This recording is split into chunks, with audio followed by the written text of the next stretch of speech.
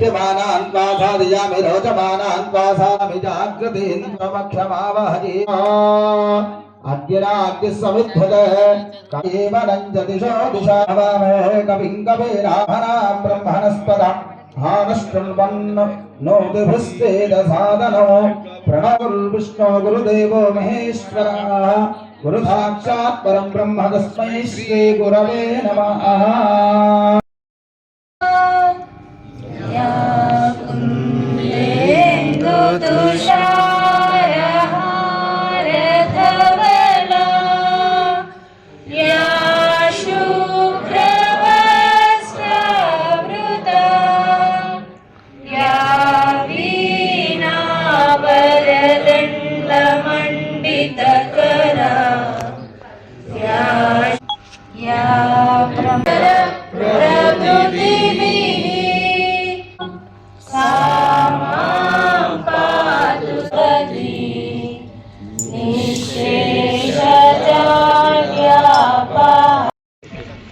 సభకు నమస్తే. సభను అలంకరించిన శ్రీ నారాయణ బజాజ్ గారికి నమస్కరిస్తూ, అలాగే ఆర్ఎస్ఎస్ ప్రారంభమై 100 సంవత్సరాలు పూర్తయిన సందర్భంగా మనకు ఒక సరస్వతి విద్యాపీఠం విద్యాభారతి మరి ఒక టాస్క్ ఇచ్చింది. అందులో మొదటిది ఏంటంటే అందరూ పూర్వ విద్యార్థులను కలవాలి. పూర్వ విద్యార్థుల సమావేశం ఆయా పాఠశాలలో ఏర్పాటు చేసుకోవాలి. రెండవది ఏంటంటే ఉన్నటువంటి మహిళలందరినీ కూడా కలపాలి. సప్తశక్తి సంగమం, సప్త శక్తులు మహిళలలో ఉన్నాయి కనుక వాటిని ఎలా వినియోగించాలి సమాజంలో అనేటువంటి దానిపైన కూడా ఈ కార్యక్రమాలు ఏర్పాటు అవుతున్నాయి. శిశు మందిరంలో ఒక ప్రొసీజర్ ఉంటుంది. వాళ్ళు కేవలం పుస్తకంలో విద్య కాకుండా మనకి అవసరం ఏముంటుంది, జీవితంలో ఏమవసరం ఉంటుంది అనేది నేర్పుతారు. ఫస్ట్ వన్, ఇప్పుడు పిల్లలు టీచర్స్కి వెళ్తే హలో సార్, హాయ్ సార్, కానీ మనం నమస్కారం చేసేది ఫస్ట్ డిఫరెంట్. మనకు సదాచారం అనే ఒక సబ్జెక్ట్ ఉండేది. దాంతో ఇప్పుడు మనం సంస్కృతంలో ఉన్న దేవుని పాఠాలు కూడా మనం ఈజీగా చదవగలుగుతున్నాం. మనకు చదువుతో పాటు అదర్ యాక్టివిటీస్, డాన్స్, సంథింగ్ ఏదో అన్ని కుట్టు అల్లికలు అన్ని మనం మన స్కూల్తోనే ఇవన్నీ చాలా నేర్చుకున్నాను. కానీ ఇప్పుడు పిల్లలు ఎవరు పెద్దలు వచ్చినా కూడా హలో సార్, హాయ్ సార్ అని. కానీ మన స్కూల్లో మనకేం నేర్పించారు? వాళ్ళకు కాళ్ళు మొక్కి వాళ్ళకు నమస్కారం చేయడం. ఇప్పుడు మెరిట్ పిల్లల్నే పట్టించుకుంటారు. అప్పుడు అట్లా కాదు. ప్రతి ఒక్క పిల్లని 30 మెంబర్స్ అంటే ఒకరు డ్యాన్స్ చేయండి, ఒకరు ఏది డ్రామా వస్తే డ్రామా చేయండి అని స్టేజ్ ఫియర్ అనేది లేకుండా ఏదో ఒక దాంట్లో పార్టిసిపేట్ చేయించేవాళ్ళు. ప్లస్ కరికులం కూడా ఎలా డిసైడ్ చేసేదంటే ఒకరోజు ఐచింగ్ పీరియడ్ అని, ఒకరోజు ఇంకా కరికులర్ యాక్టివిటీస్ అని, ఇలా యోగా చేయించేవాళ్ళు, సూర్య నమస్కారం చేయించేవాళ్ళు. అవన్నీ ఫిజికల్ యాక్టివిటీ కూడా మాకు చాలా అప్పుడు ఎంతో బాగా యూజ్ అయినాయి. ఇప్పుడు కూడా అవన్నీ కూడా గుర్తున్నాయి. మేడం మీరు సెలెక్టెడ్ అని అన్నారు. ఎందుకు సార్ అని అడిగాను. మీరు శిశు మందిర్ స్టూడెంట్ మేడం, కాబట్టి మీకు జాబ్. ఎందుకంటే శిశు మందిర్ గురించి చెప్పాల్సిన అవసరం లేదు. అక్కడ చదివిన స్టూడెంట్ ఫస్ట్ డిసిప్లిన్ అనేది ఉంటుంది, కాబట్టి యువర్ అపాయింటెడ్ అని అన్నారు. చాలా హ్యాపీగా, అంటే నేను చదివిన స్కూల్ నుంచి కూడా నాకు జాబ్ వస్తుందని అప్పుడు అర్థమైంది నాకు. చేసుకునేటప్పుడు దీపాలు ఆర్పకూడదు అని మొట్టమొదటి నాకు అది ఇప్పటికీ నాకు గుర్తున్నది. నాకు ఇప్పటికీ అది నా మనసులో ఎప్పటికీ ఉంటూనే ఉంటుంది. దాని మీద ఒక స్టాండ్ తీసుకున్నాను. నేను బయట తినను, బయట అసలు ఏమీ తినను. నేను ఇప్పటికీ 15 సంవత్సరాలు అవుతుంది, నేను ఏమీ భుజించలేదు బయట. అంటే ఒక రెస్పెక్ట్ ఏదున్నా కూడా. సర్పంచ్ ఎలక్షన్స్ అయిపోయిన తర్వాత అక్కడ ఉన్న విలేజ్ లో వర్క్ చేసే వాళ్ళందరినీ వదిలేసి ఆ సర్పంచ్ కూడా నాకు కాల్ చేసి మీరు రావాలక్క, మీరు లేని మాకు పని నడవది అని అట్లా చేశారు. అదే సంస్కారంతో అదే విధంగా నేను నడుచుకుంటున్నాను. ముందుగా అయితే నేను మర్చిపోలేనంటే సుధాకర్ సార్ దీన్ని నా జీవితంలో ఎప్పటి వాళ్ళు గుర్తే ఉండిపోతారు. నాకు ఇచ్చిన చదువుకి ఇచ్చిన విలువ ఇప్పుడు తెలుస్తున్నది. మేము 7th క్లాస్ తర్వాత ఎక్కడికి వెళ్ళాలి అనేది ఒక డైలమాలో ఉండే. ఆ టైంలో మా అన్నయ్య చదివేవారు ఇక్కడ, నా సీనియర్. వాళ్ళు సాయిమమతకి వెళ్ళిపోయారు. నెక్స్ట్ ఇంకా అది కూడా సాయిమమతేనా అనుకునే టైంలో Sudhakar sir మాతోటే 8th, 9th, 10th start చేయడం చాలా చాలా చాలా సంతోషమైన విషయం. మాకు పట్టుబట్టి పర్మిషన్ తెచ్చుకొని మరి మనకి 8th క్లాస్ అనేది స్టార్ట్ చేసినది. ఆ 8th తర్వాత 9th 10th ఫస్ట్ బ్యాచ్ అనేది మనం చెప్పుకోవడానికి చాలా గర్వపడాలి. ఈరోజు చెన్నూరులో మనం నిజం చెప్పాలంటే ఈ ఘనత own credit goes to only Sudhakar sir. Sir మీరు మీ వల్లనే ఈరోజు మేము 10వ తరగతి వరకు ఒక మంచి చక్కటి విజ్ఞానాన్ని పొంది చక్కటి సంస్కృతి సంప్రదాయాన్ని ఈరోజు పాటిస్తున్న కారణం మీరు సార్. ఎండోమెంట్ దేవస్థానం లోపల పూజారిగా సెట్ అయిపోయాను. చెన్నూరు యొక్క విశిష్టమైనటువంటి ఈ ధర్మమో ఏంటో కానీ ఇక్కడ పిల్లల బిహేవియర్ అది నాకు చాలా డిఫరెంట్గా కనిపించింది. ఇంకొక విషయం ఏంటంటే ఆచార్యులందరూ కూడా చాలా కోఆపరేట్ చేశారు. చాలా హోమ్లీగా ఉన్నారు. కుటుంబంలాగా అనిపించింది, స్కూల్ లాగా అనిపించలేదు నాకు ఇది. విద్యార్థులు వాస్తవానికి నేను శిశుమందిర్లో చేరడానికి కారణం సుధాకర్ రావు గారే. నేను శిశుమందిర్లో చేరుతారని నేను ఎక్స్పెక్ట్ చేయలేదు. కాబట్టి మీకు నాకు అవినాభ సంబంధం ఏర్పడింది. నాకు ఒక ప్రత్యక్ష అనుబంధం స్కూల్తోని. ఆ గురించి ఏంటంటే నేను మంచిర్యాలలో ఉంటున్నాను, వృత్తిరీత్యా పౌరోహిత్యం చేస్తున్నాను. మాకు ఒక అబ్బాయి 13 సంవత్సరాలు వేదం చదువుకుంటాడు, కాంచీపురం.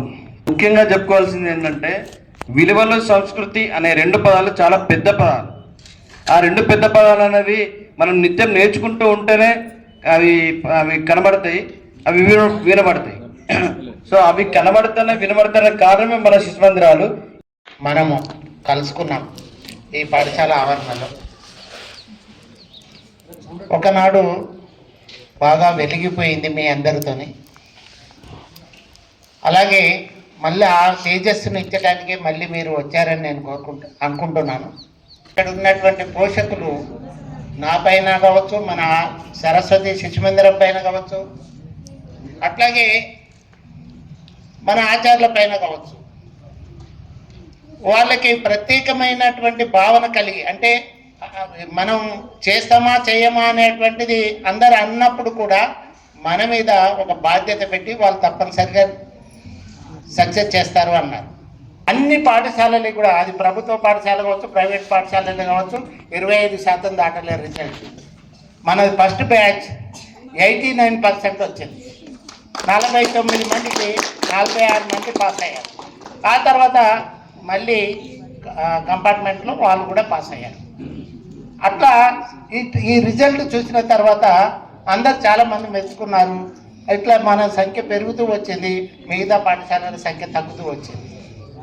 అట్లా మనకు పోటీ ఏర్పడేది. అట్లా మన సంఖ్య ఆఖరికి 1300 సంఖ్య వరకు, అక్కడ 300, ఇక్కడ ఒక 1000 సంఖ్య దాటేటట్టుగా రావడం అనేటువంటిది జరిగింది. 10వ తరగతి పరీక్షలు అయిపోయిన తర్వాత కూడా దాదాపుగా ఎవరు రారు, కానీ అందరూ వచ్చారు. మళ్ళీ అందరు విద్యార్థినులు ఆఖరి రోజు వచ్చేసి ప్రధానాచార్య ఇచ్చేటువంటి పార్టీలో పాల్గొన్నారు.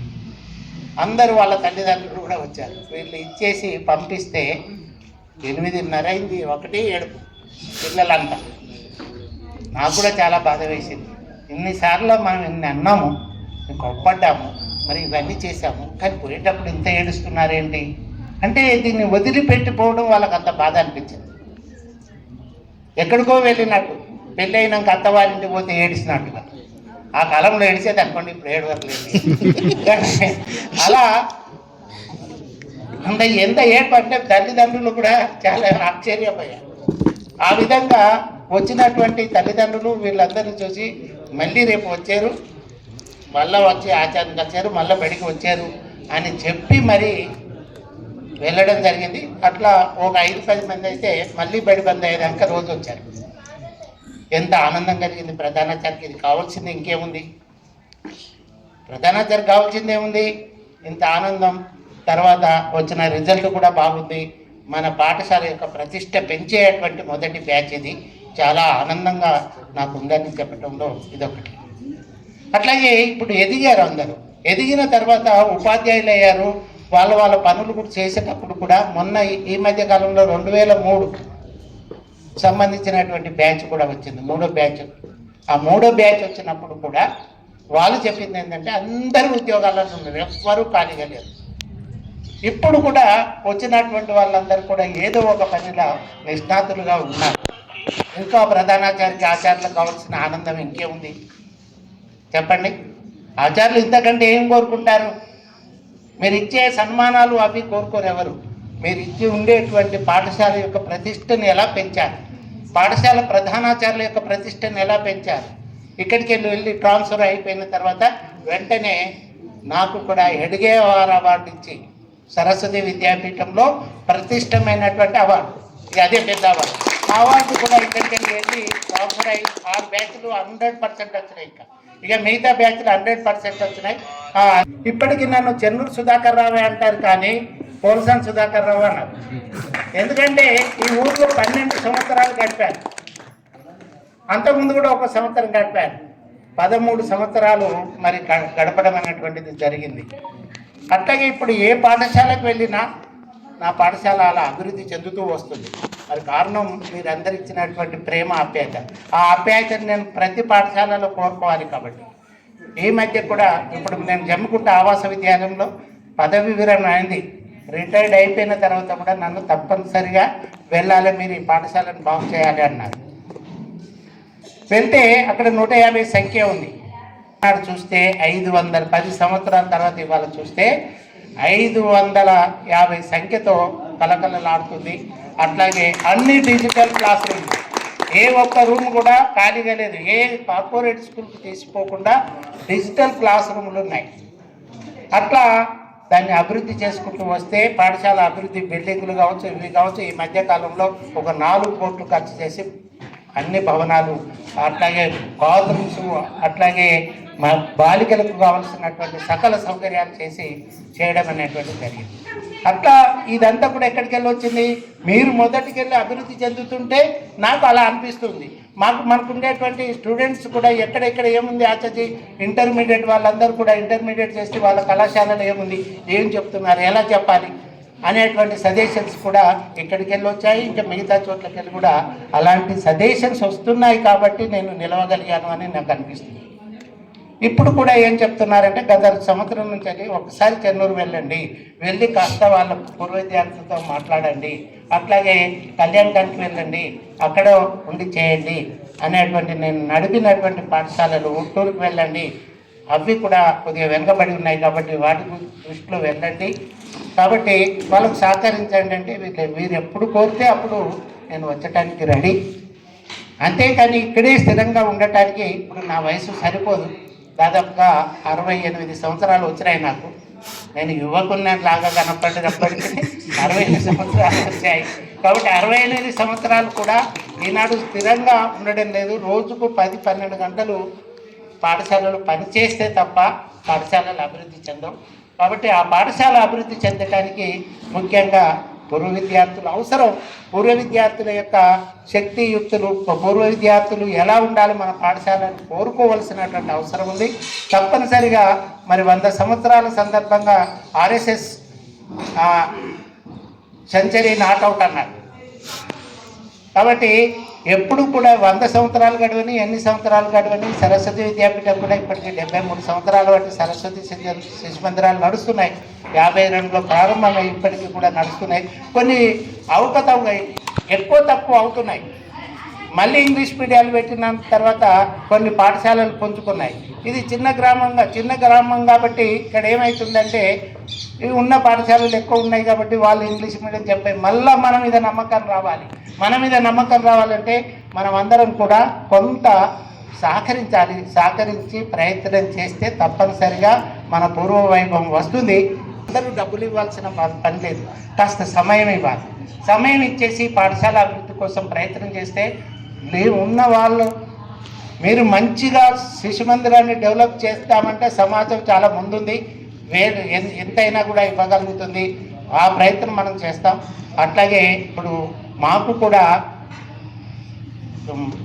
మా జమ్మికుంటలో కూడా కరోనా కాలంలో దాదాపుగా 40 లక్షల రూపాయలు ఇచ్చి పాఠశాలను నిలబెట్టారు. అన్ని వసతులు ఇంకా డెవలప్ చేసడానికి ప్రయత్నం చేశారు.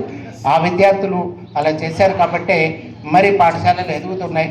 మీరు కూడా మన పాఠశాల మీద కొంచెం దృష్టి పెట్టండి. మీకు ఎక్కువ బర్డెన్ పడినటువంటి దాంతోనే మీరు ప్రయత్నం చేయొచ్చు. 1000 ఏదంటే కదా, ప్రతి చినుకు సముద్రం అయినట్టుగా మరి ప్రతి రూపాయి 1000 రూపాయలు ఇచ్చినా చాలు, సంవత్సరానికి 1000 రూపాయలు ఇచ్చినా చాలు, ఎన్నో డబ్బులు అవుతాయి. దాదాపుగా మనకి ఇన్ని బ్యాచ్లు వెళ్ళిపోయినాయి. ఒక్కో బ్యాచ్లో 100, 84 మంది, 90 మంది ఇట్లా ఉన్నారు. కాబట్టి దాదాపుగా ఒక 16-17 బ్యాచ్లు అయితే చాలా మంచి బ్యాచ్లు ఉన్నాయి. ఆ 16-17 బ్యాచ్లు కనుక చూసినట్టయితే అందరూ వెల్ సెటిల్డ్. కాబట్టి కాస్త మీరు మనసు పెట్టి ఈ పాఠశాల అభివృద్ధి కోసం కృషి చేయాలి. చాలామంది మంచి హోదాలో ఉన్నారు పిల్లలు. తర్వాత మంచి విషయాలు చెప్పారు. అనేక విషయాలు మాట్లాడినప్పుడు కూడా ఒక సంస్కారము ఇవన్నీ కనపడ్డాయి. నేను కూడా చాలా స్కూళ్ళలో మరి పూర్వ విద్యార్థులు వస్తున్నారు, మరి మనలాంటి సంస్కారాలకు కనపడలేదు నాకు. ఇక్కడ మా ఆచార్య కూడా ఉన్నాడు, మా దగ్గర పనిచేసిన ఆచార్య, అతను కూడా చూసి ఉంటాడు. ఎంతోమంది వస్తున్నారు. వచ్చిన తర్వాత మనం మాట్లాడుతుంటే ఎక్కడెక్కడ ముచ్చట్లు పెడుతూనే ఉంటారు. కాబట్టి అలా కాకుండా ఈ చెన్నూరు యొక్క సంస్కృతి, చెన్నూరు పాఠశాల యొక్క సంస్కృతి వేరు. చెన్నూరు కూడా మళ్ళీ తిరిగి వైపు ఒక ఆచార్య బాగలేదంటే 2 లక్షలు ఇచ్చారు. ఎవ్వరు ఇయ్యరు. ఈ పాఠశాల 2 లక్షలు, వెళ్ళిపోయిన ఆచార్య కూడా 2 లక్షలు సహకరించారు. అట్లాగే ఎక్కడ ఏది అవసరం అంటే డబ్బులు సమకూర్చేటువంటి తత్వం ఉంది. ఆనాడు కూడా మన పాఠశాలకు ఏది లేదంటే అది మా భాష గారు వెళ్ళి మైక్ సెట్ లేదంటే అట్లా పోయి ఇట్లా వచ్చేసి ఒక మైక్ సెట్ తీసుకొచ్చి పెట్టేవాడు. ఇక నాగరాజు అప్పుడు శారీరక ప్రముఖ ఉండేవారు. ఒక్కరు కూడా కదలకుండా ఎక్సర్సైజ్ అన్నీ చేయించేవారు. తప్పనిసరిగా అనేక మంది అంటే దాదాపు 40-45 మంది ఆచార్యులు నా దగ్గర ఉంటే ప్రతి వాళ్ళు ఒక్కొక్క కళ ఉండేటువంటి ఆచార్యులు ఆనాడు ఉన్నారు. అనేక కళలు కలిగినటువంటి వాళ్ళు ఉన్నారు. చెక్క భజన చేసినా, గోష్ చేసినా, ఏది చేసినా మీకు ఎన్నడూ కూడా మేము రికార్డు వేయాలి. నేనున్న 12 సంవత్సరాలు 12 వార్షికోత్సవాలైనా ఎన్నడూ రికార్డు వేయకుండానే మన పిల్లలే పాడి, మన పిల్లలే, మన ఆచార్యులే సంగీతం సమకూర్చుకొని పాటలు పాడి చాలా చక్కటి గవర్నమెంట్ స్కూల్ మాత్రమే మనకు పోటీ. మిగతా స్కూల్ ఏది పోటీగా లేకుండా మరి ఆ 12 సంవత్సరాలు నడిచింది. ఆ నడచడానికి కారణం మీ తల్లిదండ్రులు, ఈ ఊరు, అట్లాగే మీ పూర్వ విద్యార్థులు కూడా అలా ఉన్నారు కనుక మరి అట్లా ఉంది. మళ్ళీ మనం అలాంటి వైభవాన్ని తెచ్చుకోవాలి. చాలామంది మంచి సజెషన్స్ ఇప్పుడు కూడా ఇచ్చారు. ఎట్లా అభివృద్ధి చేస్తారో వారు చెప్పారు. కాబట్టి ఇక్కడున్న దీనికి ఒక కమిటీ ఉంది. ఆ కమిటీతో కూడా ఆలోచించేసి ప్రయత్నం చేయండి. వాళ్ళు ఇప్పటికీ ఒక 7-8 లక్షలు జమ చేశారని చెప్పారు. మీరుండేటువంటివి కూడా ఇచ్చేసిస్తే ఒక మంచి ప్లే స్కూల్, ఇంకా ఇక్కడ ఎవరికి అలాంటి ప్లే స్కూల్ ఉన్నది, అలా ఉండాలి. అలా ఉన్నట్టయితే ఆటోమేటిక్గా మనం ఒక 150 సంఖ్యను దాటించామనుకోండి, ఆటోమేటిక్గా ఇంకా సంఖ్య పెరిగిపోతుంది, ఆ పాఠశాల నిలబడుతుంది. దానికోసం మన ప్రయత్నం కాస్త చేయండి. ఏ చిన్న చంద్రుడికో నూలుపోగులాగా ఈ పాఠశాలను కూడా అలా తీర్చిదిద్దుతారని మిమ్మల్ని అందరూ కోరుతున్నాను. దాదాపుగా నేను కూడా నా సేవాకాలం 45 సంవత్సరాలు. కాబట్టి మరి 45 సంవత్సరాలు నిరంతరంగా ఇలా సాగిస్తూ ఉన్నాను. అలా ప్రయత్నం జరుగుతుంది. అట్లాగే మీకు కూడా ఈ 2-3 సంవత్సరాలు నేను నా శాయశక్తుల కృషి చేస్తాను. ఏం కావాలంటే అది అనుభవంతో నేను అవన్నీ నేర్పించడానికి ప్రయత్నం చేస్తాను. ఇక్కడ ఉన్న శిశువాటికి కానీ ఇక్కడ ఉన్నటువంటి వీటికి కూడా శిక్షణ ఇచ్చడానికి వీటిలను కూడా తీసుకొచ్చేసి సరైనటువంటి పద్ధతిలో మన పాఠశాలను నిర్వహిద్దాం అని కోరుకుంటూ మీ అందరికీ ప్రత్యేకంగా వచ్చినందుకు ధన్యవాదాలు తెలుపుతూ వారి యొక్క స్పీచ్ చాలా మార్వలెస్ అండ్ ప్రీషియస్. ఎందుకంటే సార్ ఆ రోజు మనకు 25 సంవత్సరాల క్రితం కూడా ఏ రకంగా చెప్పాడో ఈ రోజు కూడా స్టిల్ ఆఫ్టర్ 25 ఇయర్స్ అదే వాక్చాతుర్యంతో మనకి ఈ స్పీచ్ ఇవ్వడం జరిగింది. చాలా విషయాలు డిస్కస్ చేసుకొని మన పాఠశాలకు ఏ విధంగా సహకరిస్తే బాగుంటుందని మేము కూడా చర్చించుకొని మీకు చెప్తాం సార్. ఈ మంగళీరియం మధురిమాగం సమేతవశ్చదా సౌభాగ్యమస్యేదత్పాదాదాస్తం విపరేతనా